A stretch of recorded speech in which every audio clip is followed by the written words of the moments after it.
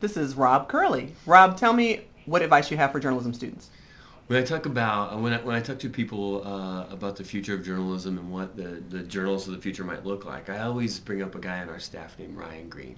Ryan Green um, is an amazing young journalist. He can write his backside off. I mean, the content that he writes is so clean. Any editor who read it would say, "Oh my God, this guy can really write." Uh, but he's much more than that. Not only does he know the right questions to ask, and he works huge hours. He's incredibly dedicated to his craft, and always trying to beat the competition. He's got that fierce, that in him, that sense of competition in him, where he just wants to win. Um, the most remarkable thing about him is he defines himself as a journalist, not as a writer, not as a broadcast person. And why do I bring that up?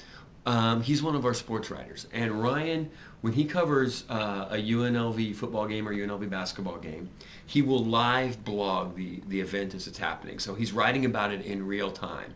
And then and as the readers are asking questions or commenting on the story, he's right in the middle of the comments. So he's a part of the dialogue with the readers. There's no separation with him and the readers like there are with a lot of journalists. I mean, he's right in there with them, and I always love that. Then he writes his stories, which are always incredibly well done. And then he records a post-game podcast where he explains everything that happened and embeds his audio interviews. And it's like the most well done post-game radio show you're ever going to listen to. And then he comes back and we have this sports show that runs on local TV called All In.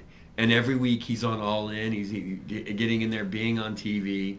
And what makes it great is he just effortlessly flows between text and blogging and audio and video. For him, it's just what you do. He hasn't, and when I look at what his heroes are in journalism, it's not that out there to think that that's what he would do, because a lot of journalists, when they, I was blessed enough to work at the Washington Post, and so many journalists would look at, Woodward and Bernstein as their heroes.